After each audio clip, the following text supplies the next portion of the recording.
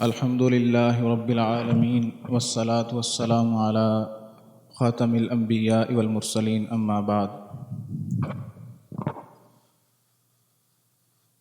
اعوذ باللہ من الشیطان الرجیم بسم اللہ الرحمن الرحیم والعصر ان الانسان لفی خسر الا الذین آمنوا وعملوا الصالحات وتواصوا بالحق وتواصوا بالصبر ایہا المشائخ العظام و اخوتی المتحابین بجلال اللہ ذی الجلال والاکرام، اريد اليوم ان القي في حضوركم كلمة موجزة عن سورة العصر، وهي سورة مختصرة في آخر المصحف تشتمل على 3 آيات. قال عنها الشافعي رحمه الله كما نقل ابن كثير في تفسيره: لو تدبر الناس هذه السورة لوسعتهم. اولا اتكلم عن نزوله بمكة او بالمدينة. قال محمد بن علي الشوكاني في فتح القدير انها مكية عند الجمهور الا قتادة رحمه الله. ونقل الأثر عن ابن عباس رضي الله تعالى عنهما أن سورة العصر نزلت بمكة.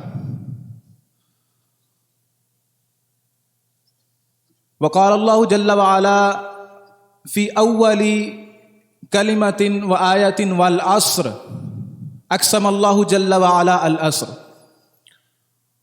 واختلف العلماء المفسرون في معنى العصر. قال الزمخشري رحمه الله في الكشاف: هي وقت العصر.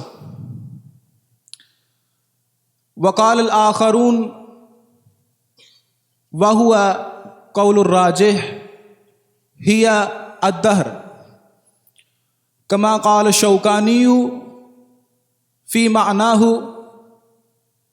هي الدهر لما فيه من عبر بمرور الليل والنهار. اقسم الله جل وعلا الدهر كله، ثم قال ان الانسان لفي خسر. في هذه الآية حرفان للتأكيد: ان ولام المفتوحة قبل في. ان الانسان لفی خسر. الانسان الف لام للجنس ای کل انسان فی خسران وذلة وہلکة. واستثنى الله جل وعلا الذين فيهم 4 خصال. قال الذين آمنوا وعملوا الصالحات وتواصوا بالحق وتواصوا بالصبر. اولا الايمان بالله. ما هو الايمان؟ سأل جبريل عليه السلام كما ورد في حديث جبريل المشهورة.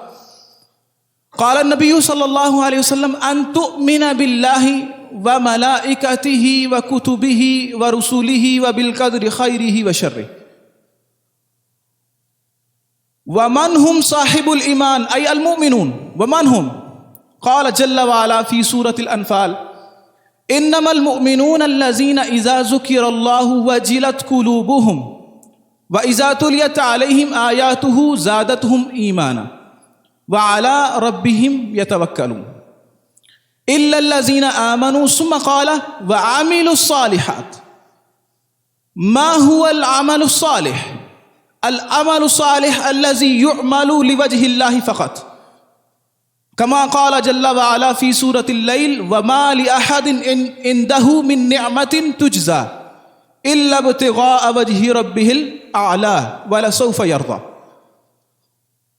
ما هو العمل الصالح؟ العمل الصالح الذي يعمل على طريقة وسنة حبيب الله ورسول الله صلى الله عليه وسلم كما قال جل وعلا في سورة محمد يا أيها الذين آمنوا أطيعوا الله وأطيعوا الرسول ولا تبطلوا أعمالكم.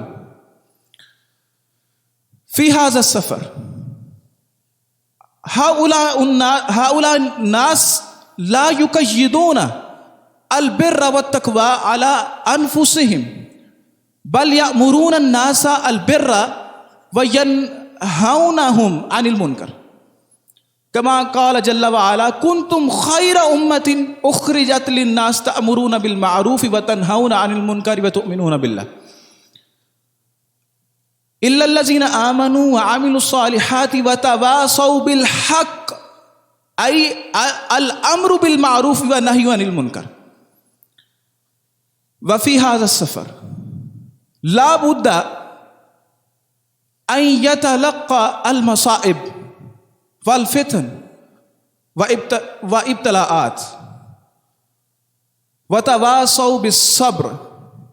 قال جل وعلا أم حسبتم أن تدخلوا الجنة ولما يأتكم مثل الذين خلوا من قبلكم مستهم البأساء والضراء وزلزلوا حتى يقول الرسول والذين آمنوا معه متى نصر الله ألا إن نصر الله قريب.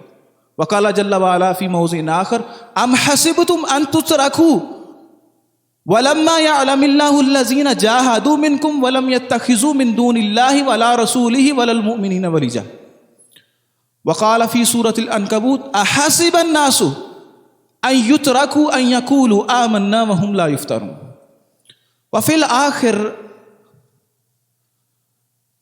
أقدم في حضوركم رواية نقله الطبراني في الأوسط بسند حسن عن رجل صاحب النبي صلى الله عليه وسلم قال كان الرجلان من أصحاب النبي صلى الله عليه وسلم إذا التقيا لم يتفرقا حتى يقرأ أحدهما على الآخر والعصر إن الإنسان لفي خسر إلا الذين آمنوا وعملوا الصالحات وتواصوا بالحق وتواصوا بالصبر ثم يسلم أحدهما على الآخر.